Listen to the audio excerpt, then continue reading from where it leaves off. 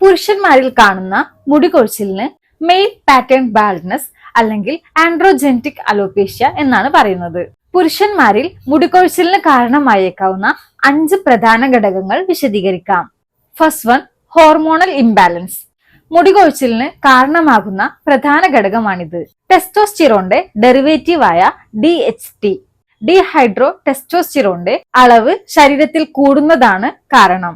Second one, genetics അല്ലെങ്കിൽ പാരമ്പര്യം. ഫാമിലിയിൽ ആർക്കെങ്കിലും കഷണ്ടി ഉണ്ടെങ്കിൽ വരും തലമുറയ്ക്ക് കഷണ്ടി ഉണ്ടാവാനുള്ള സാധ്യതയുണ്ട്. 3, medical conditions. Autoimmune disorder ആയ alopecia areata, thyroid disorders, scalp infections മുതലായ അസുഖങ്ങൾ മൂലവും മുടികൊഴിച്ചിൽ അനുഭവപ്പെടാം. 4, സ്ട്രെസ്. ശാരീരികവും മാനസികവുമായ സമ്മർദ്ദങ്ങൾ മുടികൊഴിച്ചിലിന് കാരണമായേക്കാം. ഇതിന് ടീലോജൻ എഫ്ലൂവിയം എന്നാണ് പറയുന്നത്. 5, മോശമായ ഭക്ഷണ രീതി.